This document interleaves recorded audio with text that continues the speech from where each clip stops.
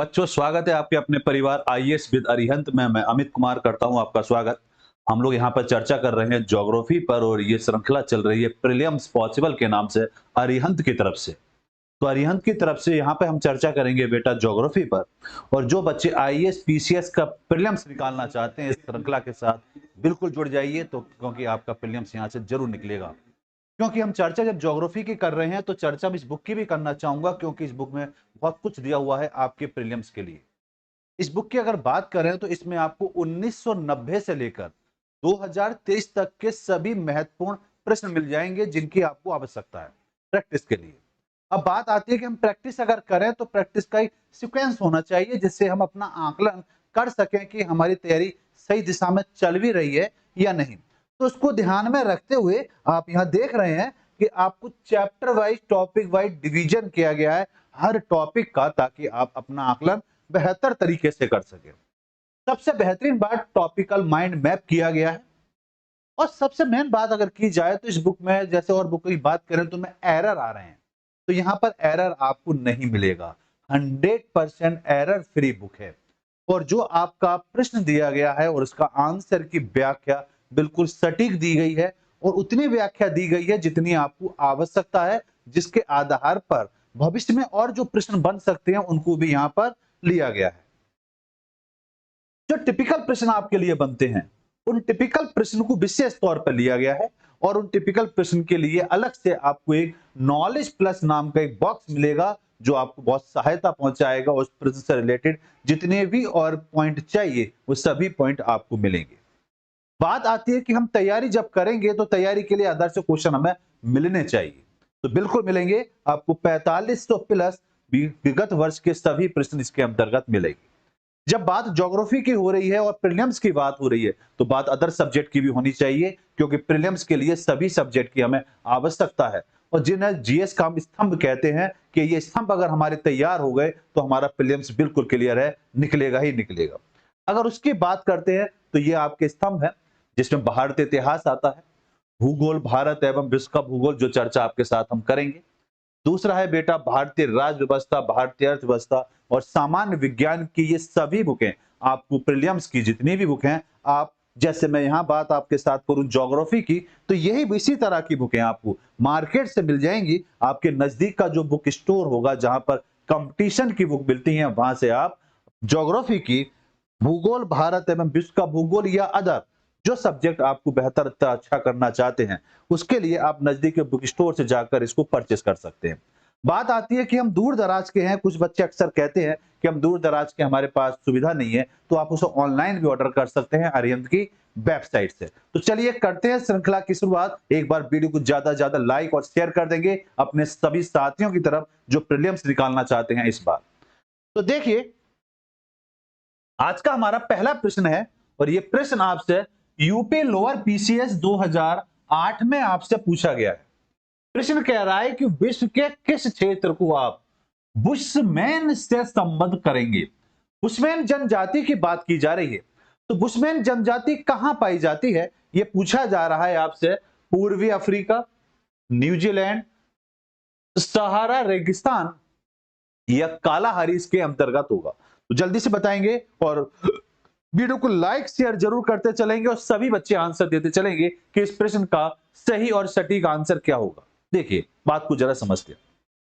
जब बात बुशमैन की होगी तो चर्चा होगी आपके दक्षिणी अमेरिका की, दक्षिणी अफ्रीका की। चर्चा किसकी होगी? दक्षिण अफ्रीका की चर्चा होगी, क्योंकि दक्षिण अफ्रीका में ही हम ये कह सकते हैं कि दक्षिण अफ्रीका में ये बुशमैन जनजाति पाई जाती है। यहाँ के जो निवासी हैं उनको विशेष नाम से संबोधित किया जाता है जिनको हम सान कहते हैं। सान बुशमैन के नाम से भी जाना जाता है या हम इनको सान के नाम से भी संबोधित करते हैं। इनकी अगर हम बात करें तो इनका मुख्य तौर से देखा जाए तो शिकारी और संग्राहक के तौर पर ये क्या करते हैं, अपनी जीविका चलाते हैं।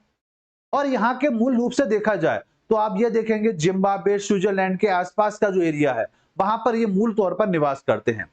इनकी बात करें तो ये पुरातः इनका जीवन यापन देखा जाए तो नग्न की तरह ये रहते हैं और मुख्य रूप से हमने बात करी कि आखेट और जंगली जीवन की तरह से अपना जीवन व्यतीत करना चाहते हैं। और अगर बुशमैन की बात होगी तो आंसर होगा कालाहारी, क्योंकि यही ऑप्शन इसके सटीक बैठेगा कि मैंने कहा ना कि इनको सान बुशमैन कालाहारी के नाम से भी संबोधित किया जाता है। तो इसका सही आंसर बनेगा आपका डी। डी बिल्कुल राइट आंसर है। नमस्ते बेटा रावत बेटा। तो व्याख्या देखिए, बिल्कुल सटीक आंसर आपका क्या है, डी आंसर है कि विश्व के कालाहारी क्षेत्र को बुशमैन से संबंध करेंगे और ये दक्षिण अफ्रीका के निवासी सान पारंपरिक रूप से एक शिकारी संग्राहक लोग हैं। इन्हें बुशमैन या सान बुशमैन भी कहा जाता है। ये याद करने वाली बात है कि सान बुशमैन किन्हें कहा जाता है और ये कहां पाए जाते हैं, ये आपके दक्षिण अफ्रीका में पाए जाते हैं और दक्षिण अफ्रीका में कालाहारी आप याद रखेंगे। इस जनजाति के लोग की बात करें तो जिम्बाब्वे, स्विट्जरलैंड, बोत्सवाना और आप कह सकते हैं नामीबिया आदि क्षेत्रों में ये पाए जाते हैं। मैंने बात करी कि ये प्राय नग्न होते हैं और इन लोगों का मुख्य व्यवसाय देखा जाए तो आखेट और जंगली वनस्पति को एकत्र करना होता है। इनकी आंखें कैसी होती हैं, चौड़ी, और त्वचा कैसी होती है, काली। तो इसका सही आंसर क्या है बेटा, डी आंसर इसका बिल्कुल राइट आंसर है। नेक्स्ट प्रश्न आपके सामने है, ये आईएएस प्री 1993 में ये प्रश्न आपसे पूछा गया था। बताइए निम्नलिखित में से कौन सा भूतपूर्व सोवियत संघ का भाग जिसमें कुर्दिश लोग रहते हैं वो कौन सा है? तो जल्दी से बताइए, जो 15 देशों को अलग करके बना है, तो जल्दी से बताइए। अर्मीनिया है, अजरबैजान है, जॉर्जिया है या तुर्कमेनिस्तान इसका आंसर होगा। तो देखते हैं सबसे पहले कौन आंसर देता है कि इस प्रश्न का सही और सटीक आंसर ये होगा। वीडियो को लाइक और शेयर जरूर करते चलेंगे और जल्दी से जल्दी बताएंगे कि इस प्रश्न का आंसर क्या हो सकता है। यही आपकी ज्योग्राफी बेहतर हो जाएगी अगर आप डेली 1 से 1.5 घंटा देते हैं। कहीं और जाने की जरूरत नहीं है, ज्योग्राफी आपकी यही बेहतर हो जाएगी। बस साथ में बुक अपने पास रख लेना जिससे कि कॉन्सेप्ट और बेहतर हो जाए। ठीक है, तो चलिए बात को जरा समझते हैं। रावत जी का आंसर आया 13 का बी आंसर आया। अच्छा, बात को जरा समझते हैं। पूर्व सोवियत संघ की अगर हम बात करें तो बिल्कुल सही आंसर है कि इसका आंसर जो होगा अजरबैजान होगा। अजरबैजान बिल्कुल सही और सटीक आंसर है। भाई जैग्रोस पर्वत श्रृंखलाओं के मध्य में यह पाया जाता है और उसके उत्तर पश्चिमी क्षेत्र में मुख्य रूप से यह पाया जाता है और यह भाग कहां है, रसिया के आसपास है, जिसको अजरबैजान या यूएसएसआर के नाम से पहले हम इसको संबोधित करते थे। अजरबैजान भूतपूर्व सोवियत संघ का भाग है। ये कुर्दिश लोग यहाँ पर निवास करते हैं। ये प्रदेश देखा जाए तो एनातोलिया के दक्षिण पूर्वी पहाड़ी क्षेत्र और जैग्रोस पर्वत श्रेणी के उत्तर पश्चिम में स्थित है। ये काकेशस के पूर्वी भाग में है और कुर्द जनजाति के लोग गर्मी में अपने पशुओं के साथ स्थानांतरित होते रहते हैं, परिस्थान परिवर्तन करते रहते हैं। तो इसका सही आंसर क्या हुआ बेटा? आंसर हुआ आपका बी। अगले प्रश्न पर आते हैं। लैटिन अमेरिका में यूरोपीय और इंडियन मिश्रित रक्त वाले व्यक्तियों को क्या कहा जाता है? कल की क्लास में हमने डिस्कशन करा था कि रेड इंडियन किसे कहा जाता है। अलग अलग जनजातियों की और जातियों की हमने चर्चा करी थी और मिश्रित के आधार पर उनका हमने आकलन करा था। तो जरा बताएंगे कि मेलोटो कहा जाता है, मेस्टिजो कहा जाता है, फिजी कहा जाता है या माऊ माऊ के नाम से इनको संबोधित किया जाता है। देखते हैं सबसे पहले आंसर कौन देता है कि इस प्रश्न का सही और सटीक आंसर जो होगा वो आंसर ये वाला हो सकता है। जी देखते हैं, रावत जी का आंसर आया 14 का भी। देखिए जब भी हम बात करेंगे अमेरिका में यूरोपीय और इंडियन की बात करेंगे तो हमेशा याद रखना दक्षिण अमेरिका में मूल तौर पर यह देखा जाए ज्यादातर मिश्रित जनजातियां पाई जाती हैं। उसी आधार पर अगर हम देखेंगे तो आपका जो सही आंसर बनेगा वो आंसर बनेगा मेस्टिजो। मेस्टिजो रक्त वाले जो व्यक्ति होते हैं उनको यूरोपियन इंडियन मिश्र जनजाति के तौर पर जाना जाता है। अगर हम इनकी बात करते हैं स्टीजो की तो मेन बात आती है कि इनकी भाषा कैसी है। भाषा की अगर हम बात करें तो स्पेनिश इनकी भाषा है। स्पेनिश इनकी क्या है, भाषा है। ये याद रखेंगे कि यहाँ की भाषा कैसी है, ये स्पेनिश भाषा बोलते हैं। दूसरी बात करें क्योंकि जात अगर इसका अर्थ निकाला जाए तो वर्णित जाति मिश्रित जाति के तौर पर इस शब्द का अर्थ निकल कर आता है और इसका विस्तार देखा जाएगा तो आपका लैटिन अमेरिका है, फिलीपींस है, संयुक्त राज्य अमेरिका, यूएसएसआर और उत्तरी अमेरिजियना द्वीप भी इसके अंतर्गत आता है। तो इसके अगर हम बात करेंगे तो आप यूरोपीय और इंडियन मिश्रित रक्त वाले लोगों की बात करें तो आंसर आपका क्या है, मेस्टिजो है। और ये भाषा जरूर याद रखेंगे क्योंकि ये पूछी जाती है। ठीक है, आइए अगले प्रश्न पर आते हैं। अच्छा विस्तार देखिए, व्याख्या बिल्कुल सही है कि आंसर इसका बी है कि लैटिन अमेरिका में यूरोपीय और इंडियन मिश्रित रक्त वाले व्यक्तियों को क्या कहा जाता है, मेस्टिजो कहा जाता है। मेस्टिजो एक स्पेनिश भाषा का शब्द है जिसका अर्थ मिश्रित वर्ण संकर या प्रजाति होता है। इसका विस्तार अगर देखें तो इसका विस्तार आपका लैटिन अमेरिका, फिलीपींस, संयुक्त राज्य अमेरिका, ओरावा और उत्तरी अमेरिका द्वीप तक है। इनकी भाषा अगर देखी जाए तो इनकी भाषा कैसी है? स्पेनिश है, पुर्तगाली है, अंग्रेजी है। इनका संबंध रोमन कैथोलिक धर्म में पाया जाता है। तो धर्म की बात करेंगे तो रोमन कैथोलिक धर्म है और इस आधार पर हम देखेंगे तो हम ये कह सकते हैं कि मूल जो भाषा होगी इनकी वो स्पेनिश भाषा ही मानी जाएगी। अगला प्रश्न आपके सामने है बेटा, यूपी लोअर पीसीएस मेंस 2010 में यह आपसे पूछा गया यूडीए एलडीए में, निम्नलिखित में से कौन सा प्रदेश लेप्स जनजाति के लिए प्रसिद्ध है? लेप्स जनजाति के लिए कौन सा प्रदेश प्रसिद्ध है ये आपको बताना है। अलास्का है, स्कैंडिनेविया है, ग्रीनलैंड है या आपका आइसलैंड होगा? तो जल्दी से बताएंगे इस प्रश्न का सही और सटीक आंसर कौन सा बन सकता है। जो आंसर आप बताना चाहें जल्दी से बताएं। भाई वीडियो को लाइक शेयर भी करते चलेंगे, चैनल को सब्सक्राइब कर लेंगे जो अभी अभी चैनल के साथ जुड़े हैं, और फटाफट बताएंगे कि क्वेश्चन नंबर 15 का आंसर क्या हो सकता है। क्वेश्चन नंबर टाइप करके जवाब देंगे कि क्वेश्चन नंबर 15 का आंसर ये होना चाहिए। तो देखिए, अगर हम बात करते हैं लेप्स जनजाति के लोगों की बात करें तो हम नॉर्वे बोल सकते हैं, फिनलैंड बोल सकते हैं, स्वीडन बोल सकते हैं, और रूस के जो मूल निवासी होते हैं इनको कोला प्रायद्वीप के आसपास के जो लोग हैं उनको हम मूल तौर पर देखें तो उन्हें हम क्या कहते हैं? लेप्स के नाम से जानते हैं। अब ये क्षेत्र की बात की जाए कि ये क्षेत्र किसके आसपास आता है, तो ये क्षेत्र आपका जो प्रदेश होगा वो स्कैंडिनेविया प्रदेश होगा। इस प्रदेश के आसपास के जो लोग हैं उनको हम क्या कहते हैं? लेप्स जनजाति के नाम से जानते हैं। मैं पुनः बताना चाहूंगा कि ये लोग कहां पर हैं, इनकी बात करेंगे तो याद रखना उत्तरी नॉर्वे। ये पूछा जाता है कि उत्तरी नॉर्वे में रहते हैं लोग। उत्तरी नॉर्वे में जो जनजाति पाई जाती है उसको क्या बोला जाता है? लेप्स जनजाति। या प्रदेश की बात करेंगे तो स्कैंडी प्रदेश।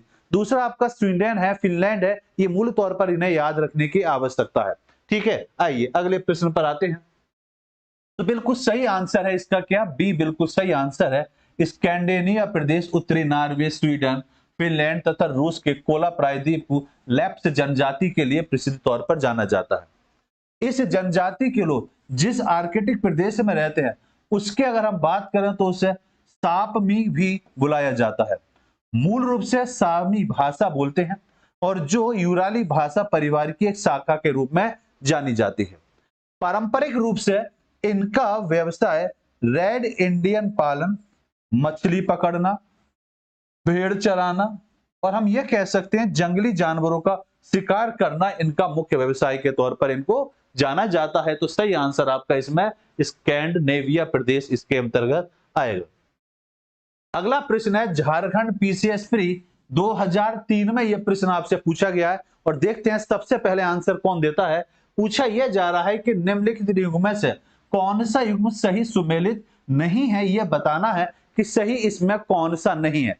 ऑप्शन है आपके सामने फुलानी पश्चिमी अफ्रीका, ऑप्शन है आपके सामने बद्दू सहारा जनजाति के तौर पर जानी जाती है क्या, मसाई पूर्वी अफ्रीका या नूबा सूडान। तो जरा बताएं इसमें कौन सा ऑप्शन आपको लगता है कि ये वाला ऑप्शन जो दिया गया है वो ऑप्शन गलत दिया हुआ है। जल्दी से आंसर देंगे कि इसका सही और सटीक आंसर क्या होगा। जल्दी से बताएं। क्वेश्चन नंबर आपके सामने आ चुका है 72। जल्दी से बताएं, फटाफट दीजिए आंसर कि इसका सही और सटीक आंसर क्या होगा। Question number 16। वेरी गुड, बहुत बढ़िया। तो देखिए, फुलानी की बात करें तो यह पश्चिमी अफ्रीका के अंतर्गत आता है, बिल्कुल सही बात। बद्दू की बात करें तो यह बद्दू सहारा के अंतर्गत नहीं आता, सहारा जनजाति। दक्षिणी सीरिया के आसपास के जो क्षेत्र होते हैं वहां पर जॉर्डन, मध्य सऊदी अरब का जो क्षेत्र है वहां पर यह मूल रूप से पाई जाती है। तो हम ये कहेंगे कि इसमें गलत आंसर क्या है? बी आंसर होगा और बिल्कुल राइट आंसर आया बी, बिल्कुल सही आंसर। तो हम सहारा ना कहकर हम इसको दक्षिणी सीरिया कहें तो ज्यादा बढ़िया रहेगा। आइए, तो यहां पर देखा जाए तो व्याख्या बी बिल्कुल सही है। तो दिए गए युग्मों में बी जो है वो प्रॉपर तौर पर गलत दिया हुआ है, क्योंकि बद्दू जनजाति का मुख्य निवास क्षेत्र देखा जाए तो दक्षिणी सीरिया से प्रारंभ होगा, जॉर्डन, मध्य सऊदी अरब के मरु क्षेत्र तक होता है। इसी भाग के में रूवाली पर्वत श्रेणी फैली है, जिसके कारण इन्हें रूवालू बद्दू भी कहा जाता है। तो ये प्रश्न पूछा जाता है कि रूवालू बद्दू का मूल निवास स्थान कहां पर है, तो आप याद रखना रूवाली पर्वत श्रेणी में जो जनजाति पाई जाती है उसी को इस नाम से भी जाना जाता है। दूसरा, इस क्षेत्र का उत्तरी भाग पथरीला मरुस्थलीय है, जबकि दक्षिणी भाग की बात करेंगे, दक्षिणी भाग मूलतः इसका रेतीला भाग है। बद्दू या बद्दू आदिवासी उष्ण मरुस्थलीय परिपेश में धुमक्कड़ या चलवासी प्रवृत्ति के होते हैं और इसका सारा जीवन पशुपालन में व्यतीत होता है। इनके पालतू पशुओं में अगर बात करें तो ऊंट मूल तौर पर प्रधान होता है। अन्य पशुओं में बात करेंगे तो अब भेड़ आएगा, बकरियां आएंगी, घोड़े आएंगे और खच्चर आदि की मुख्य भूमिका इनके यहाँ रहती है। प्रश्न का आंसर आपका रहेगा बी। अगला प्रश्न आपके सामने है, यूपी पीसीएस मेंस 2012 में यह प्रश्न आपसे पूछा गया था। पूछ रहा है निम्नलिखित में से कौन सा युग्म सही सुमेलित है, सही बताना है। मतलब इसमें 3 ऑप्शन आपको गलत दिए गए हैं, इसमें बताइए कौन सा ऑप्शन है जो प्रॉपर तौर पर सही दिया हुआ है।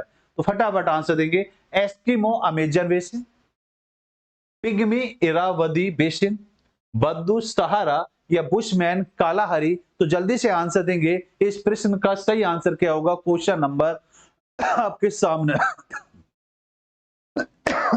जल्दी से आंसर दे।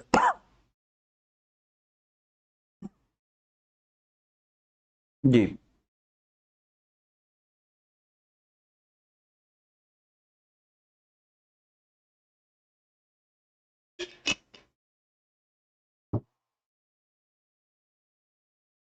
तो आंसर आया 17 का आंसर आया D D D. Very good. देखिए बिल्कुल सही आंसर है बुशमैन जनजाति कालाहारी। सर अभी तो चर्चा करी थी, अभी तो आज इसी क्वेश्चन से तो शुरुआत ही करी थी भाई। बुशमैन जनजाति की बात करी थी, निग्रो प्रजाति के वंशज के अंतर्गत आते हैं। बताया था नहीं बताया था अभी। तो इसका सही आंसर होगा बुशमैन, जो प्रॉपर तौर पर आपको सही दिया हुआ है। बाकी ऑप्शन की बात करें तो बाकी ऑप्शन इसमें मूलतः गलत हैं। आइए बात को जरा समझते हैं। यहां पर अगर हम देखें तो आंसर बिल्कुल सही है आपका रावत जी, डी बिल्कुल सही आंसर होगा और डी प्रॉपर तौर पर ही यहां पर सही मैच कर रहा है। बुशमैन जनजाति अफ्रीका महाद्वीप में स्थित कालाहारी मरुस्थल के क्षेत्र में निवास करती है और कालाहारी मरुस्थल का विस्तार अगर देखा जाए तो बोत्सवाना, नामीबिया इत्यादि देशों में फैला हुआ है।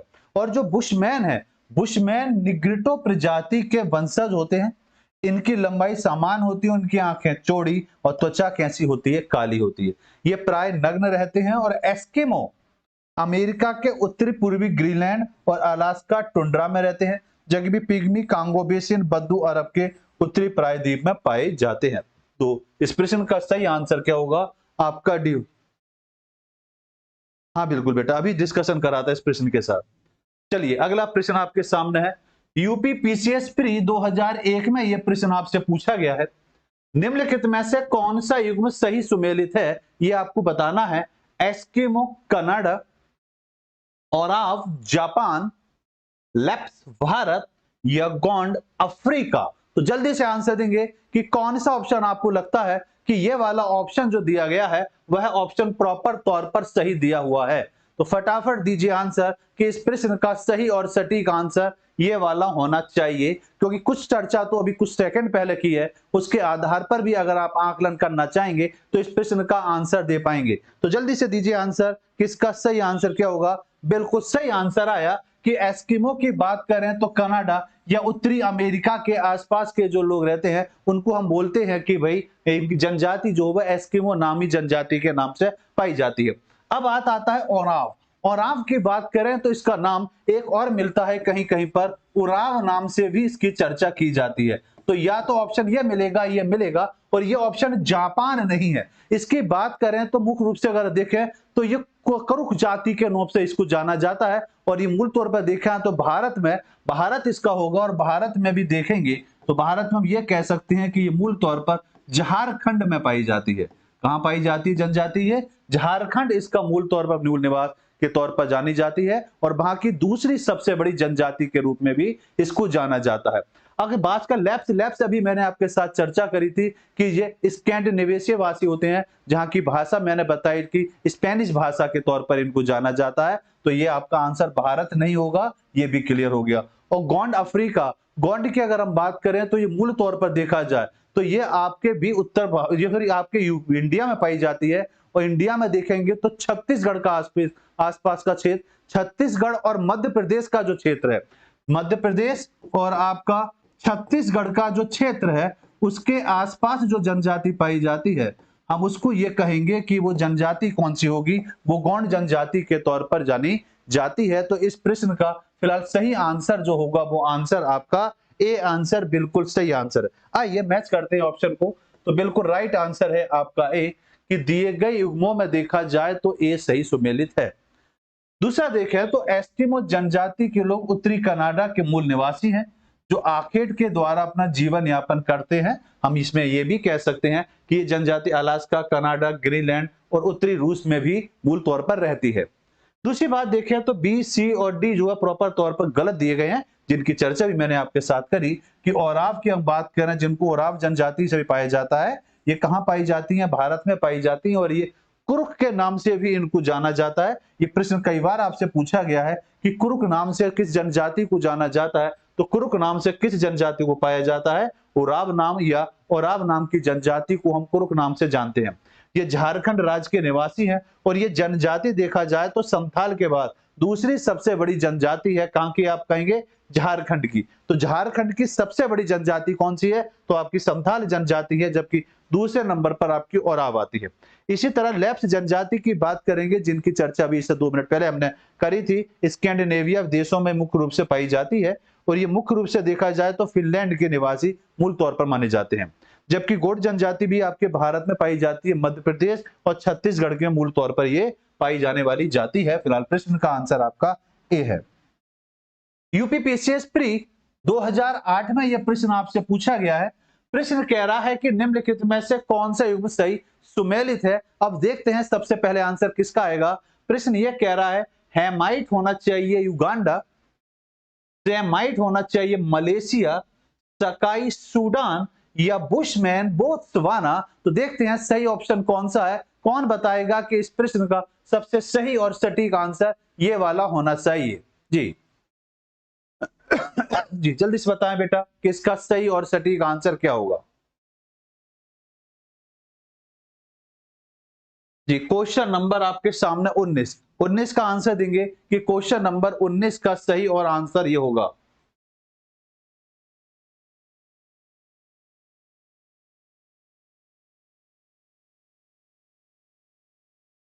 बिल्कुल बहुत बढ़िया, बिल्कुल सही आंसर सर बुशमैन होगा।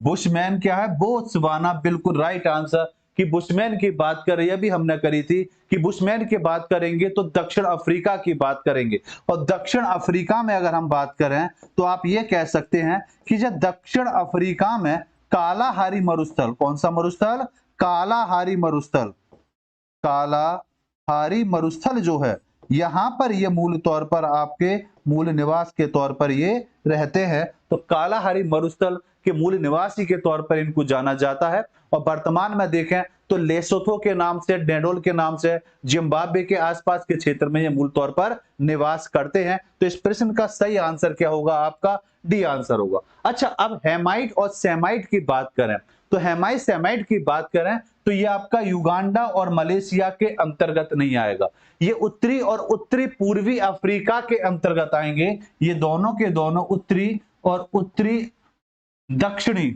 अफ्रीका के बीच का जो भाग है वहां पर ये दोनों जनजातियां पाई जाती हैं। जबकि बात अगर हम सकाई की करेंगे तो सकाई जनजाति जो है ये आपकी कहां की है, सूडान की नहीं है, ये आपकी मलेशिया, ये कहां की है बेटा, ये आपकी मलेशिया के अंतर्गत आती है। बाकी ऑप्शन डी प्रॉपर तौर पर आपका आंसर बिल्कुल सही दिया गया है। आइए बात को जरा समझते हैं। तो आंसर बिल्कुल सही आंसर दिया बेटा, डी बिल्कुल राइट आंसर है। तो दिए गए युग्मों में देखा जाए तो डी प्रॉपर तौर पर सही सुमेलित होता है। बुशमैन दक्षिण अफ्रीका के कालाहारी मरुस्थल में निवास करने वाली एक जनजाति है जिसको वर्तमान में देखें तो आप कहां पाएंगे, लेसोथो, नेटाले, रेडिसिया, जिम्बाब्वे, जाम्बिया, अंगीला, नामीबिया और बोत्सवाना में मूल तौर पर यह जनजाति पाई जाती है। जबकि अभी हमने चर्चा करी ए, बी और सी जो ऑप्शन दिए हुए थे ये ऑप्शन प्रॉपर तौर पर गलत दिए हुए थे, क्योंकि यहां चर्चा दी गई थी सोमाइट और आपकी हेमाइट की। ये प्रजातियां उत्तरी पूर्वी अफ्रीका में प्रॉपर तौर पर फैली हुई हैं और इसके अंतर्गत देखेंगे तो आपका मोरक्को आएगा, लीबिया आएगा, अल्जीरिया आएगा, ट्यूनेशिया आएगा, मिस्र आएगा, इथियोपिया आएगा, आपका सोमालिया, सऊदी अरब, जॉर्डन और यमन का जो क्षेत्र है वो सभी क्षेत्र इसके आसपास आते हैं। सकाई जनजाति जो मलाया प्रायद्वीप या मलेशिया के वनों में पाई जाने वाली मूल निवासी है। तो इस प्रश्न का सही आंसर आपका डी है, जो ऑप्शन बिल्कुल सही मैच हुआ था। जरा बताइए निम्नलिखित में से कौन सा युग्म आपको लगता है तो सही सुमेलित नहीं है। यूपी लोअर 2009 में यह प्रश्न आपसे पूछा गया है। बताइए Maori New Zealand, Mayas Guatemala, Masai Zambia या बुशमैन कालाहरी, कौन सा ऑप्शन आपको लगता है जो प्रॉपर तौर पर लगता है कि गलत दिया हुआ है। तो जल्दी से आंसर देंगे कि इस प्रश्न का सही और सटीक आंसर क्या होगा। जल्दी से दीजिए आंसर कि क्वेश्चन नंबर सर 20 का आंसर जो होगा वो option A B C D में से कौन सा है। देखते हैं सबसे पहले आंसर कौन देगा। भाई वीडियो को लाइक और शेयर जरूर करते चलेंगे और फटाफट देंगे आंसर कि क्वेश्चन नंबर 20 का आंसर क्या है।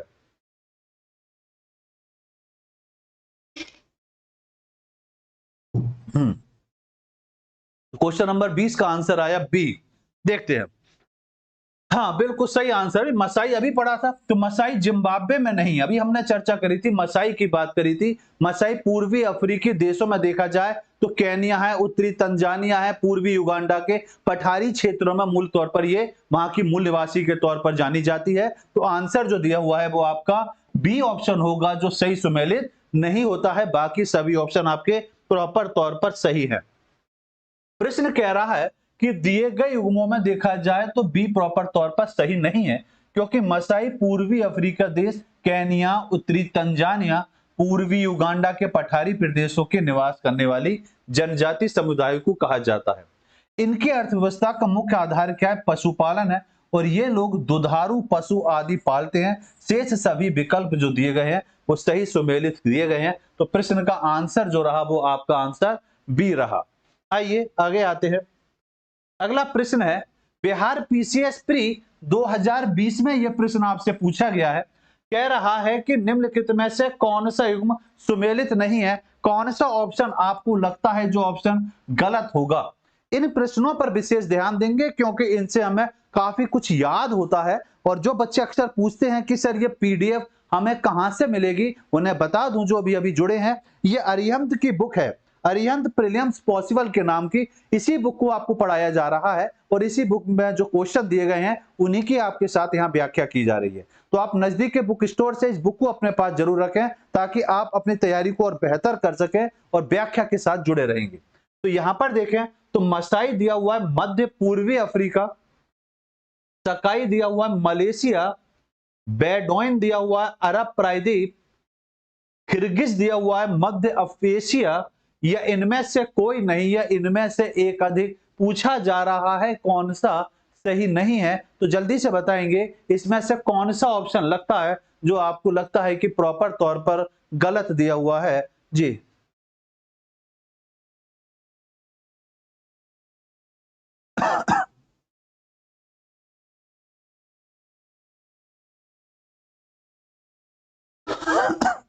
देखिए तो देखिए अगर हम देखें तो मसाई की बात करें तो मध्य पूर्वी अफ्रीका के आसपास का क्षेत्र बिल्कुल सही दिया हुआ है। सकाई मलेशिया के आसपास का क्षेत्र है। वेडोइन देखा जाए अरब प्रायद्वीप और किर्गी मध्य एशिया, तो हम ये कहेंगे इसका प्रॉपर आंसर जो होगा ई होगा। इसमें सभी के सभी ऑप्शन जो हैं वो प्रॉपर तौर पर सही दिए गए हैं। रावत जी का आंसर बिल्कुल बढ़िया, वेरी गुड बेटा। तो यहां देखा जाए तो दिए गए युग में सभी सुमेलित हैं, क्योंकि मसाई जनजाति मध्य पूर्वी अफ्रीका में केन्या के अंतर्गत या उत्तरी तंजानिया तथा पूर्वी युगांडा के पठारी प्रदेशों में पाई जाने वाली जनजाति है। जबकि सकाई जनजाति की बात करें तो मलेशिया मध्य प्रदेश में तथा किर्गिज जनजाति मध्य एशिया में पाई जाती है। बेडोइन प्रजाति अरब प्रायद्वीप के साथ अरब मरुस्थल के क्षेत्र में क्या करती है, निवास करती है। तो प्रश्न का सही आंसर आपका ई है। इसका मतलब सभी ऑप्शन सही दिए गए। घरों के जो 4 प्रतिरूप दिए गए हैं इनमें से कौन सा प्रतिरूप पिग्मियों के घर का है। पिग्मियों के घर का है, ये बताना है कि कौन सा ऑप्शन आपको लगता है कि ये ऑप्शन जो है प्रॉपर तौर पर सही होना चाहिए, कि इसका आंसर ये होगा। ये पेड़ है, पेड़ के ऊपर लोगों ने घर बना रखे हैं। ये एक तरीके से हम ये कह सकते हैं कि प्लेन भाग है, उसके ऊपर कुछ हमने बना रखा है। ये प्रॉपर जैसा घर होता है वैसा घर है, और ये एक तरीके से झोपड़ी टाइप की है। तो जरा बताइए पिग्मियों के घर कैसे बने होते हैं, फटाफट बताएं कि इसका सही और सटीक आंसर क्या होगा। पिग्मियों, जल्दी से बताएंगे इस प्रश्न का सही आंसर क्या होगा। 22 का ए होगा शायद, देखते हैं शायद है या नहीं। देखिए, सबसे पहले हम बात करेंगे पिग्मियों की जनजाति की बात करेंगे कि ये जनजाति मूलतः रहती कहां पर है।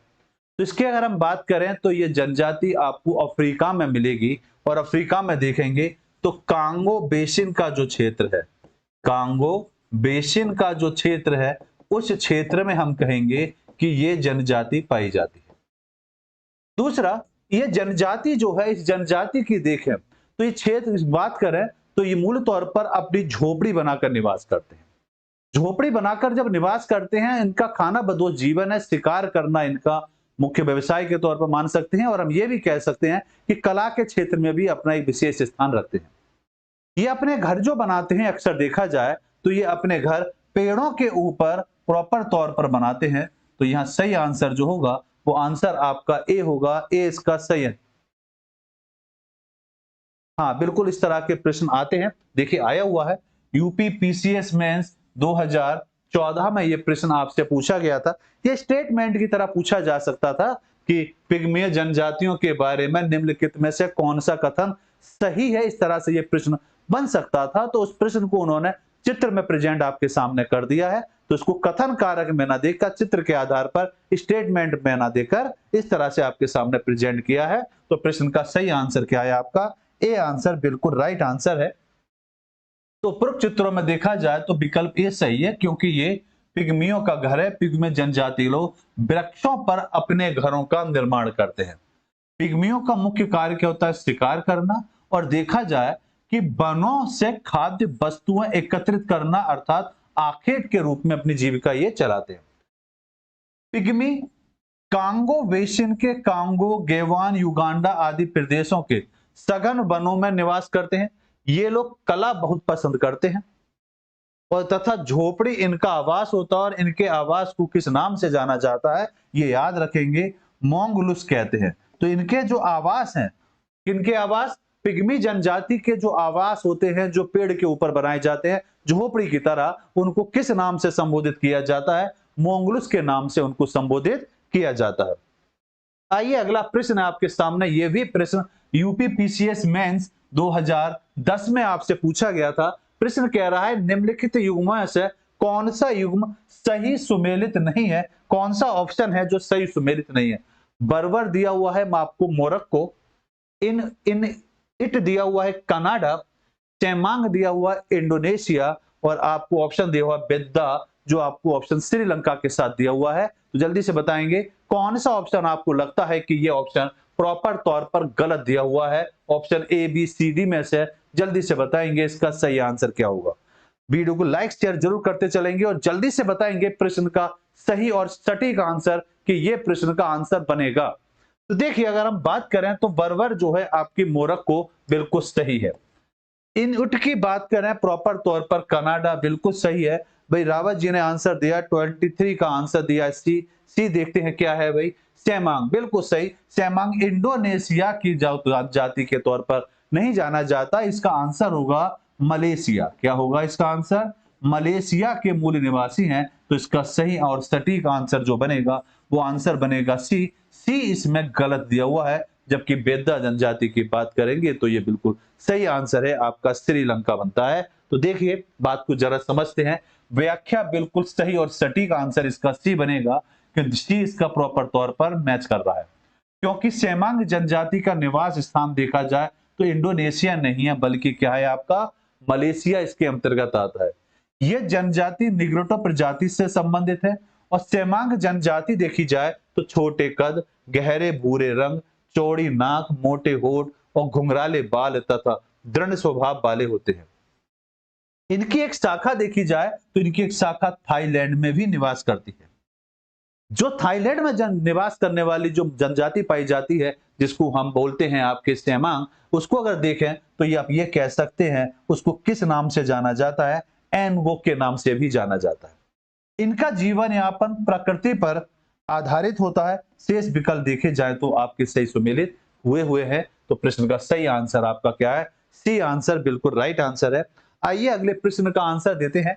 हिमाचल पीसीएस प्री 2012 में यह प्रश्न आपसे पूछा गया है कि निम्नलिखित कथनों पर विचार कीजिए कि मसाई एक बसे हुए किसानों की जनजाति है जो अपने पशुओं के झुंड के साथ पूर्वी अफ्रीका की केंद्रीय ऊंचाइयों पर घूमते देखे गए हैं।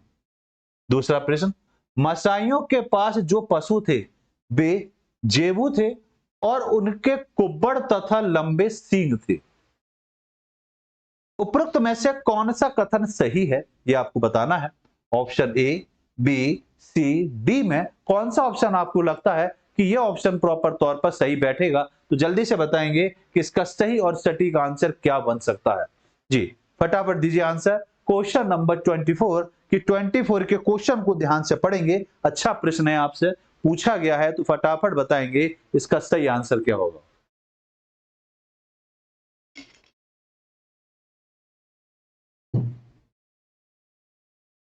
जी तो 24 का आंसर आया सी। देखिए बात को जरा समझते हैं। देखिए मसाई जनजाति की अगर हम बात करेंगे तो हम पहले हम क्षेत्र की बात करेंगे, तो प्रॉपर सही आंसर है कि ये अफ्रीका महाद्वीप में पाई जाती है। ये जनजाति कहां पाई जाती है, अफ्रीका महाद्वीप में पाई जाती है। अब अफ्रीका महाद्वीप की अगर हम बात करेंगे तो अफ्रीका महाद्वीप का कौन सा क्षेत्र होगा जहां पर यह प्रॉपर तौर पर पाई जाएगी। तो उस क्षेत्र की बात करें तो वो क्षेत्र आपका बनेगा उष्ण कटिबंधीय क्षेत्र। उष्ण कटिबंधीय क्षेत्र जो होगा उस क्षेत्र में पाई जाती है। उष्ण कटिबंधीय क्षेत्र या उष्ण कटिबंधीय घास के मैदान भी कहें तो ज्यादा बढ़िया रहेगा। घास के मैदानों में ये जनजाति पाई जाती है और जिस क्षेत्र में ये जनजाति पाई जाती है वहां जो घास पाई जाती है उसको सवाना घास के मैदान के नाम से भी जाना जाता है कि सवाना घास के मैदान। तो प्रश्न एक और बना कि सवाना घास के मैदान के आसपास अफ्रीका की मूलतः कौन सी जनजाति पाई जाती है, तो आपका एक आंसर बना मसाई। अब प्रश्न को ध्यान से पढ़ें तो मसाई बसे हुए किसानों की जनजाति है जो अपने पशुओं के झुंड के साथ पूर्वी अफ्रीका की केंद्रीय ऊंचाई पर घूमते हैं। बिल्कुल कि पूर्वी अफ्रीका के आसपास की बात करेंगे तो यही क्षेत्र आपका प्रॉपर तौर पर बनता है, तो ये ऑप्शन तो बिल्कुल सही है।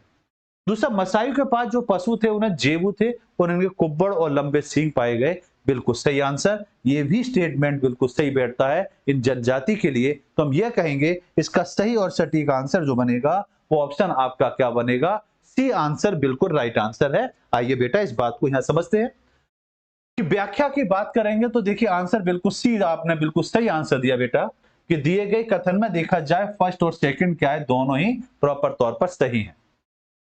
अफ्रीका महाद्वीप के उष्णकटिबंधीय घास के मैदान जिन्हें हम सवाना घास के प्रदेश के रूप में जाना जाता है, मसाई जनजाति के गृह क्षेत्र हैं। यहाँ पर अपने पशुओं को चराते हुए घूमते रहते हैं।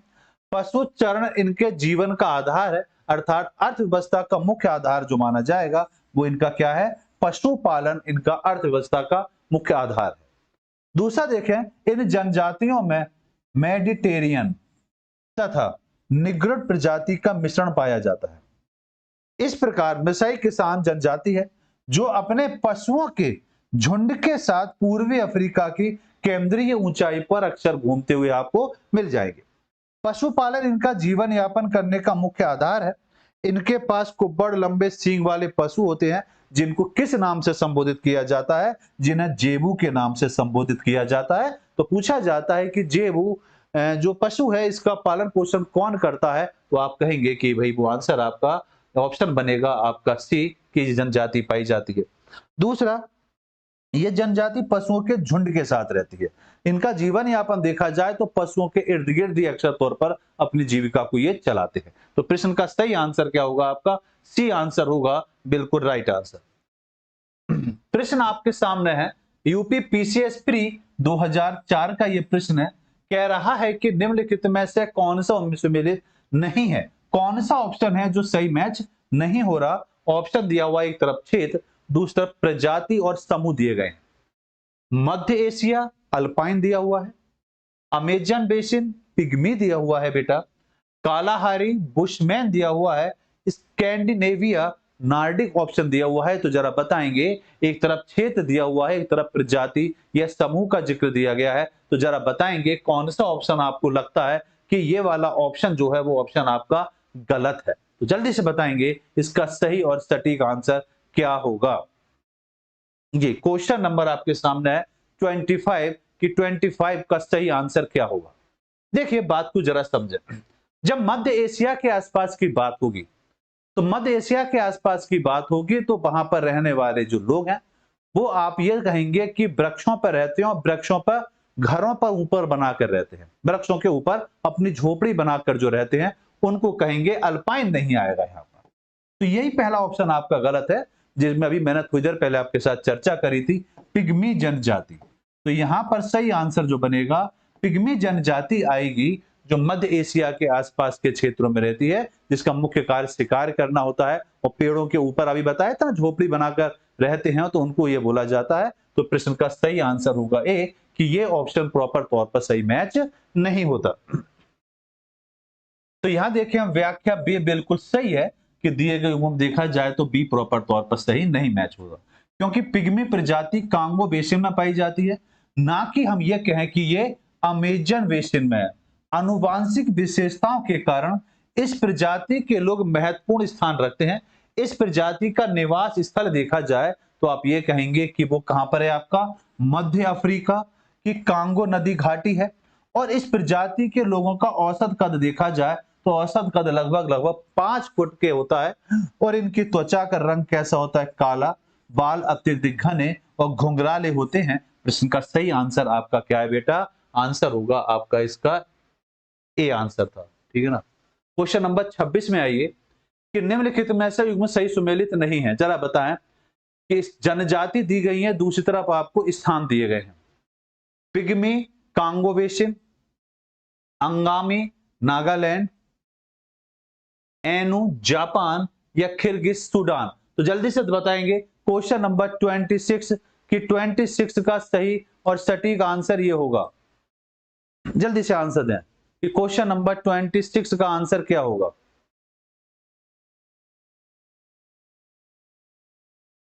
जल्दी से आंसर देंगे क्वेश्चन नंबर 26 का। देखिए पिग्मी जनजाति कांगो बेसिन बिल्कुल सही आंसर है, वेरी गुड। अंगामी की बात करेंगे नागालैंड, एनु की बात करेंगे जापान, बिल्कुल सही है। किर्गिज की बात करेंगे तो किर्गिज मतलब किर्गिस्तान। किर्गिस्तान मध्य एशिया के आसपास के क्षेत्र में ये पाई जाती है। तो ऑप्शन कौन सा है? डी बिल्कुल गलत है। तो किर्गिज का सूडान नहीं होगा, इसका आंसर सूडान नहीं होगा, हम इसका कहेंगे किर्गिस्तान। किर्गिस्तान जो होगा इसका ऑप्शन बैठेगा। तो सही आंसर जो बना वो आंसर आपका रहा इसमें डी आंसर बिल्कुल सही बैठेगा। तो व्याख्या में देखा जाए तो डी सही है कि इसका सही सुमेलित नहीं है, क्योंकि किर्गिज मध्य एशिया के निवास करने वाला प्रमुख जनजाति समुदाय है और इनका निवास गृह जो होता है गोलाकार तंबू जैसा होता है और इनका निवास गृह जो होता है इसको यूट के नाम से जाना जाता है। यूपी पीसीएस प्री 2021 में यह प्रश्न आपसे पूछा गया है कि निम्नलिखित में से सही सुमेलित कौन सा नहीं है, ये बताना है। एक तरफ स्थान दिया हुआ है, दूसरी तरफ आपको जनजाति दी गई है। तो जल्दी से बताएंगे कि इसका सही आंसर क्या हो सकता है। प्रश्न आपके सामने है। अलास्का, कोरियाक, बोर्नियो दिया हुआ है, पुनान, अरब मरुस्थल, रुवाला या स्वीडन तथा फिनलैंड लैप्स। तो जल्दी से बताएंगे इसका कौन सा ऑप्शन है जो सही तरीके से सुमेलित नहीं होगा। फटाफट आंसर देंगे, 27 का आंसर देंगे। अमृत गुप्ता जल्दी से आंसर दीजिए बलिया से कि सही आंसर इसका क्या होगा। देखते हैं कौन आंसर सबसे पहले देता है कि इसका सही और सटीक आंसर क्या होगा।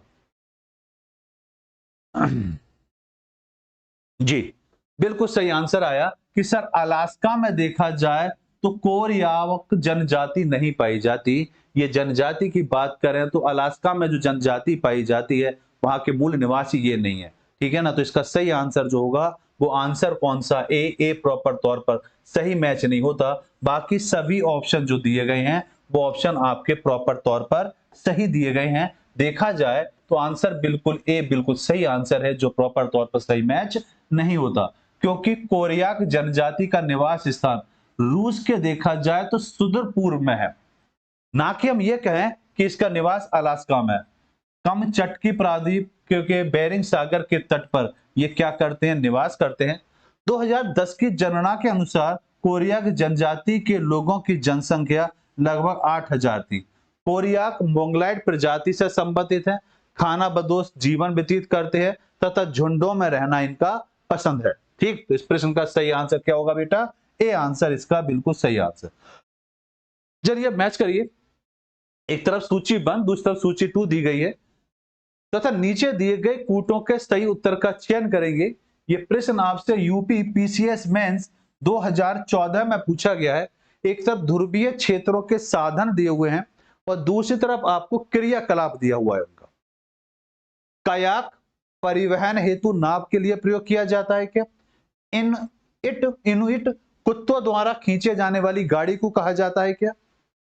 यूनियॉक शिकार हेतु संकारी नाव होती है या स्लेज बर्फ के मकान को कहा जाता है? तो जरा मैच करेंगे ABCD में कौन सा ऑप्शन आपको लगता है कि ये ऑप्शन प्रॉपर तौर पर सही मैच हो रहा है। तो जल्दी से मैच करेंगे। क्वेश्चन नंबर 28 कि 28 का आंसर क्या होगा। अमृत गुप्ता जी का आंसर आ गया, जितेंद्र रावत जी का आंसर आ गया, बाकी लोग भी आंसर देंगे कि प्रश्न का सही और सटीक आंसर क्या होगा। देखिए बात करते हैं, कयाक क्या होता है। कयाक होता है शिकार हेतु संकरी नाव को बोला जाता है। इनुट की बात करें काफी चर्चा में रहता है, ये बर्फ के मकानों को कहा जाता है। यूनियॉक कहा जाता है परिवहन हेतु जो नाव प्रयोग की जाती है। और स्लेज क्या होता है, कुत्तों द्वारा खींचे जाने वाली गाड़ी को कहा जाता है। तो यहां पर अगर हम देखेंगे तो फर्स्ट का थर्ड और फर्स्ट का थर्ड कौन सा मैच हो रहा है, ए आंसर इसका बिल्कुल सही और सटीक आंसर होगा। और ये देखें तो आपके राजेश यादव जी का आंसर आया, वेरी गुड बेटा, बहुत बढ़िया, वेरी गुड। तो अपने प्रश्नों के आंसर जरूर देंगे और अपना आकलन करेंगे कि हमारी तैयारी किस दिशा में चल रही है। तो आंसर बिल्कुल राइट आंसर है बेटा ए, सही सुमिलित देखा जाए तो ए बी सी और डी के ऑप्शन जो है 3 4 1 2 प्रॉपर मैच होते हैं। आइए बात को जरा देखें तो कयात ध्रुवीय क्षेत्रों के साधन है। यह शिकार हेतु एक संकरी नाव होती है जो ध्रुवीय क्षेत्रों में लोग पशुओं का शिकार या जीवन यापन करने हेतु करते हैं। दूसरी तरफ देखा जाए तो इनुट एस्किमो प्रजाति का स्थानीय निवास है। ये बर्फ के बने रहते हैं, मकान होते हैं और इनको एक नाम और दिया जाता है जिसको इग्लू कहा जाता है। दूसरी तरफ हम देखें तो यूनियॉक ध्रुवीय क्षेत्रों का साधन है जिसमें परिवहन के लिए नाव का प्रयोग किया जाता है। तो वो क्षेत्र, किस क्षेत्र की बात करें तो ध्रुवीय क्षेत्र होते हैं, वहां परिवहन के लिए जिस नाव का प्रयोग किया जाता है उनको क्या बोला जाता है, यूनियॉक बोला जाता है। स्लेज परिवहन का एक साधन है, ये कुत्तों द्वारा खींचे जाने वाली गाड़ी होती है। देखा होगा आपने फिल्मों वगैरह में कि कुत्तों खींचते रहते हैं, आदमी बैठा होता है, 5-6 घोड़े कुत्ते उसको खींचते हैं, इस तरह की गाड़ी होती है। कुत्तों या रेडियो को जानवरों का प्रयोग कर कर उत्तरी अमेरिका, उत्तरी यूरोप या साइबेरिया के हिमाच्छादित प्रदेशों में स्लेज को खींचने के लिए प्रॉपर तौर पर इनका प्रयोग किया जाता है। ठीक, आइए बेटा अगले प्रश्न पर आते हैं। अगले प्रश्न का मैच करेंगे कि कौन सा ऑप्शन आपको लगता है बेटा सही होगा। इसी तरह निर्जातीय समूह दिया हुआ है और सामने बेटा आपको देश दिए हुए हैं। निर्जातीय समूह मतलब जनजाति हो सकती है। यहूदी क्या मिस्र में निवास करते हैं, टेडा ईरान में निवास करते हैं, वेजाज लीबिया में निवास करते हैं, या लुर कह सकते हैं इजराइल में निवास करते हैं। तो जरा बताइए इस प्रश्न का सही आंसर क्या होगा, फटाफट देंगे आंसर, क्या आंसर होगा। जी बेटा अमृता वेरी गुड, आंसर दीजिए बेटा, फटाफट आंसर देंगे कि इसका सही आंसर कौन सा ऑप्शन मैच करेगा। अमृता बेटा का आंसर आया 28 का ए आंसर आया, 28 हो गए, 29 पर आएंगे, 29 का, रावत जी का आंसर आया 29 का डी। देखते हैं कि डी ऑप्शन है या नहीं। देखिए, यहूदी की बात करें तो यहूदी मूल रूप से कहां पाए जाते हैं? इजराइल में, जिसकी आप चर्चा आए दिन समाचारों में काफी चर्चा में इन दिनों में ये है। ठीक है, तो इसका तो आंसर बिल्कुल सही है। अब टेड्डा की बात करें तो टेड्डा आपका लीबिया में पाए जाते हैं। वेजा जनजाति, वेजा की बात करें तो ये आपका मिस्र है। और लूर क्या होगा? आपका ईरान। और यहां पर देखें तो फर्स्ट का 4 होगा और सेकंड का 3rd होगा, तो बिल्कुल राइट आंसर क्या होगा? डी। डी इसका बिल्कुल राइट आंसर होगा। वेरी गुड बेटा, सभी के आंसर सही है। आइए बात को जरा समझते हैं। तो व्याख्या डी बिल्कुल सही है बेटा। यहां पर देखें तो यहूदी निर्जातीय समूह इजराइल के निवास करते हैं। और इजराइल की स्थापना कब करी गई थी? 1948 में की गई थी। यह प्रश्न आपके लिए इंपॉर्टेंट है वर्तमान के परिप्रेक्ष्य में भी देखा जाए, क्योंकि हाल फिलहाल में की जो गतिविधि आप देख रहे हैं तो आपको स्पष्ट हो रहा होगा कि इजराइल से क्वेश्चन जरूर बनेगा। और यह प्रश्न आपके लिए एक तरीके से स्टेटमेंट में बनेगा कि इजराइल की स्थापना कब की गई थी। यह आपका जीके में भी बन सकता है, करंट अफेयर्स किसी रूप में भी आ सकता है। टेड्डा निर्जातीय समुदाय अफ्रीकी देश है और लीबिया में निवास करते हैं। बेजा निर्जातीय समुदाय मिस्र के निवास करते हैं और ये जनजाति नील नदी और लाल सागर के मध्य रहने वाले खाना बदोश चारागाह होते हैं। इसी तरह हम देखें तो लुर निर्जातीय समुदाय ईरान के पश्चिमी भाग में मूल तौर पर यह निवास करती है। तो यहां पर इस प्रश्न का सही आंसर जो मैच हुआ था वो आंसर क्या था? आपका डी आंसर था। आइए बेटा इसमें देखते हैं कि सबसे पहले कौन आंसर देगा इस प्रश्न का। ये प्रश्न भी आपसे यूपी पीसीएस प्री 2010 में आपसे पूछा गया है। एक तरफ जनजातीय दी गई है, दूसरी तरफ आपको क्षेत्र दिए गए हैं। जनजाति दी गई है किर्गिज, जापान, बुशमैन अरब, एनु मध्य एशिया या बद्दू कालाहारी। अब जो याद हो गया होगा मैं मानता हूं, अभी हम डिस्कशन जिस टॉपिक पर काफी देर से कर रहे हैं, अब तो इसका सभी कॉन्सेप्ट आपको क्लियर हो गया होगा। जल्दी से बताएंगे। धर्मेंद्र प्रताप सिंह, वेरी गुड बेटा। Rawat ji, Amrita Gupta, very good. बताएं बेटा इस प्रश्न का आंसर क्या होगा? क्वेश्चन नंबर 30 का आंसर दीजिए कि क्वेश्चन नंबर 30 का सही और सटीक आंसर ये रहेगा। जी बेटा जल्दी से बताएं।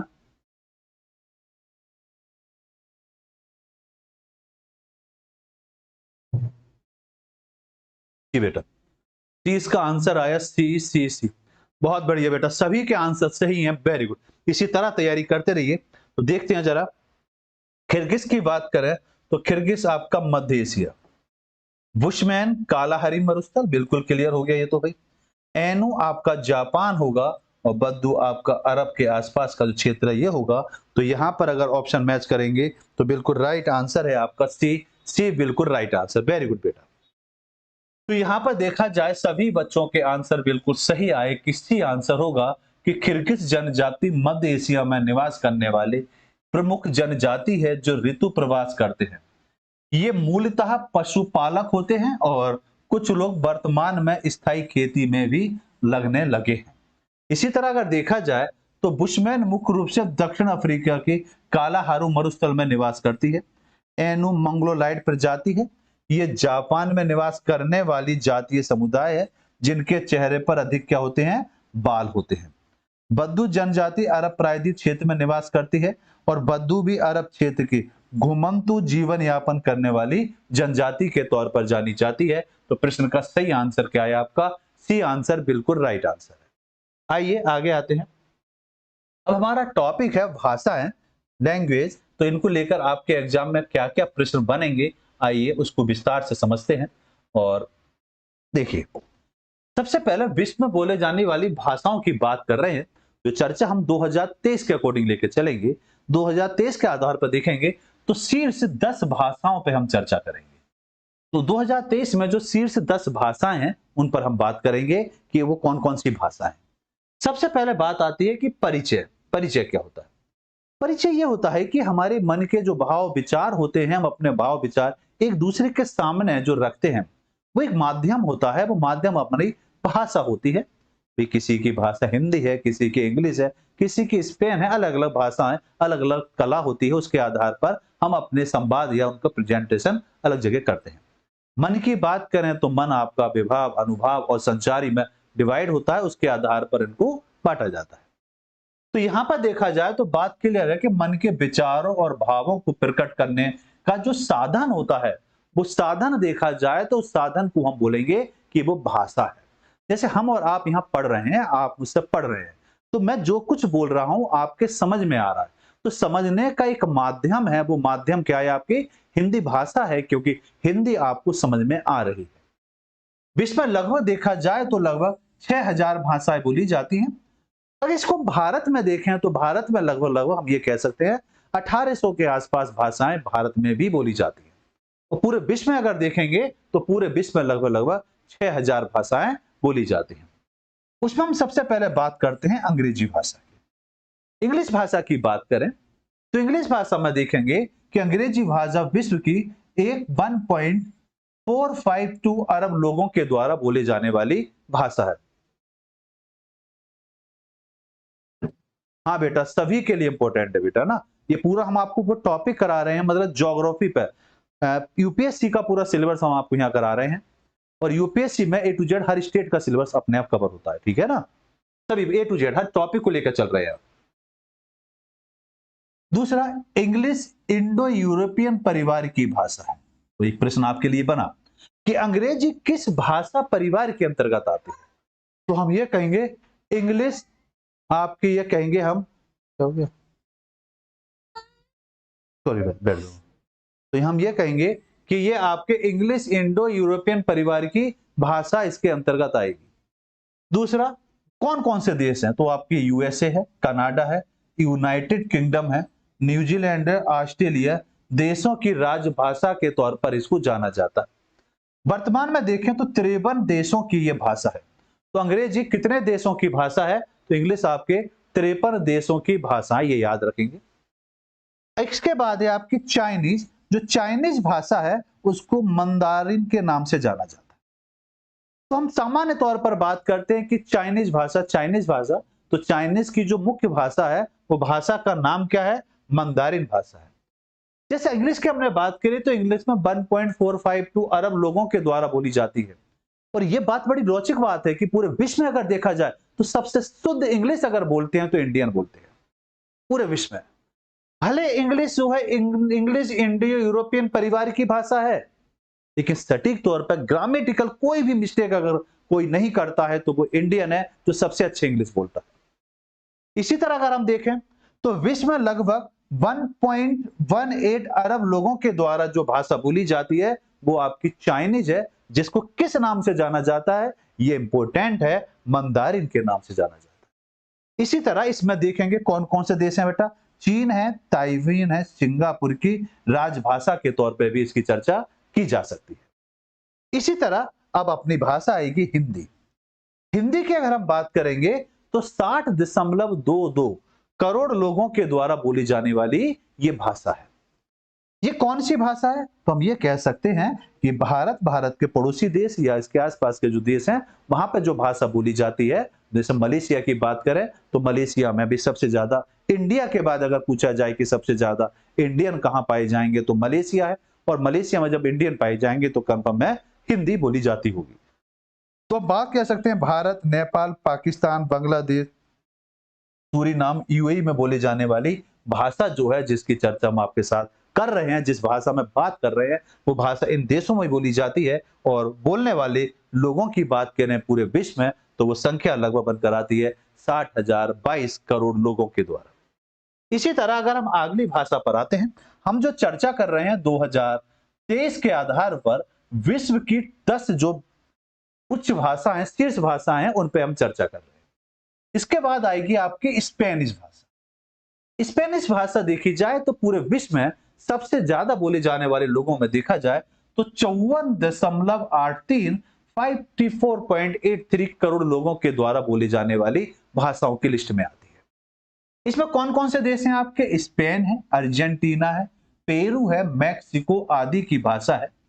दूसरा आप देखेंगे चिली है, कोलंबिया है, क्यूबा की राजभाषा के तौर पर इसको जाना जाता है। स्पेनिश बोलने वाली जो भाषा होती है इनको हिस्पैनिक बोला जाता है। स्पेनिश बोलने वाले लोगों को क्या बोला जाता है? हिस्पैनिक बोला जाता है, जैसे इंग्लिश बोलने वाले लोगों को द इंग्लिश बोला जाता है। इसी तरह हमारा आएंगे तो आगे है आपका फ्रेंच। फ्रेंच देखा जाए तो 27.41 करोड़ लोगों के द्वारा बोले जाने वाली भाषा इसके अंतर्गत आएगी और ये रोमन भाषा है। ये भाषा कैसी है? ये एक रोमन भाषा के तहत आएगी। और फ्रांस के अलावा देखा जाए तो 28 देशों की ये एक अपनी राजभाषा का स्थान भी रखती है। इसी तरह आपकी अगली भाषा है अरबी। अरबी की अगर हम बात करें तो अरबी आप ये कह सकते हैं कि 27.40 करोड़ लोगों के द्वारा बोले जाने वाली भाषा है। मुस्लिम समुदायों की मातृभाषा के नाम से इसको जाना जाता है। और अगर देखें तो अरब देश के अतिरिक्त 20 अन्य देशों की राजभाषा का अपना ये स्थान रखती है कि हम देखें कि अरब की राजभाषा कौन सी है तो हम अरबी बोलेंगे, लेकिन अरबी के बाद अलावा 20 अन्य और देश हैं जिनकी मूल राजभाषा क्या है? आपकी अरबी आएगी। इसी तरह आपकी बंगाली भाषा है। बंगाली की बात की जाए तो विश्व में 27.27 करोड़ लोगों के द्वारा बोली जाने वाली भाषा इसके अंतर्गत आती है और भारत और बांग्लादेश की प्रमुख भाषा है और बांग्लादेश की आधिकारिक भाषा के तौर पर इसको जाना जाता है। आइए आगे बात को समझते हैं। अगली भाषा जो आपकी आएगी बेटा, वो भाषा कौन सी है उसे भी समझते हैं। अगली है आपकी रूसी भाषा, इंपॉर्टेंट है इस साल के लिए।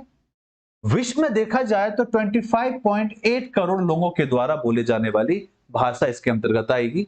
बेलारूस, रूस, कजाकिस्तान की आधिकारिक भाषा है। हम यह कह सकते हैं कि यूएसएसआर जो था, इसके आसपास के जितने भी देश है, हम ये कहेंगे कि वहां जो भाषा बोली जाएगी वो भाषा जो होगी वो भाषा कौन सी होगी? रूसी भाषा होगी। बात खत्म, इसे ज्यादा डिस्कशन करने की जरूरत नहीं। पुर्तगाली भाषा जो होगी वो लगभग 25.77 करोड़ लोगों के द्वारा बोले जाने वाली भाषा है। और इसमें कौन कौन से देश हैं? पुर्तगाली है तो पुर्तगाल तो होगा ही होगा। उसके आसपास देखेंगे तो ब्राजील है, वेनेजुएला है, मोजाम्बिक है, अंगोला की भाषा के तौर पर भी इसको जाना जाता है। उर्दू, उर्दू अगर देखें तो उर्दू आप बोलने वाले लोगों की संख्या लगभग 23.13 करोड़ लोगों के द्वारा बोली जाती है।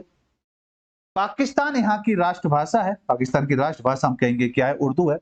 दक्षिण एशिया, भारत सहित भी भाषा के तौर पर इसको जाना जाता है। अन्य तत्व की अगर हम बात करेंगे कि अन्य तत्व और कौन कौन से भाषा से रिलेटेड बन सकते हैं, तो इस पेटरवर्ड एक कृत्रिम भाषा के तौर पर जानी जाती है। प्रसिद्ध विद्वान एल जेमन हॉफ के द्वारा इसको विकसित किया गया था और ये उत्तरी स्पेन में मूलतः प्रयोग की जाने वाली भाषा इसके अंतर्गत आती है। तो आज हमने जो चर्चा करी बेटा, हमने चर्चा करी जनजातियों पर, हमने चर्चा करी भाषाओं पर। कल फिर मिलेंगे 8 बजे, बिल्कुल राइट टाइम पर आया करिए, लेट मत हुआ करिए। 8:05, 8:10 तक आपकी क्लास चालू हो जाती है, तो अपना प्रॉपर 8 बजे बैठ जाइए पढ़ने के लिए और 1.5 घंटा लेकर बैठिए कि 1.5 घंटे हमें देना है, ज्योग्राफी को देना है, अच्छा करना है इसको। ज्योग्राफी बहुत ज्यादा नंबर की आती है, बहुत बड़ा रोल है ज्योग्राफी का प्रीलिम्स में, ठीक है। तो फिर मिलते हैं अगली क्लास में। 8 बजे आना नहीं भूलेंगे, ज्यादा से ज्यादा लोगों को जोड़ेंगे। और ये बुक जो भी आपको पढ़ाया जा रहा है, ये सभी मैटर आपको जो नोट्स है पीडीएफ में ना लेकर ये इसी बुक में मिल जाएंगे। इस बुक को अपने पास जरूर रखें और इस बुक के साथ तैयारी करें अपनी, ठीक है। तो कल फिर मिलते हैं 8 बजे। क्लास कैसी लगी ऑफलाइन कमेंट जरूर देंगे अपने साथ में और ज्यादा से ज्यादा लोगों को शेयर करेंगे। धन्यवाद।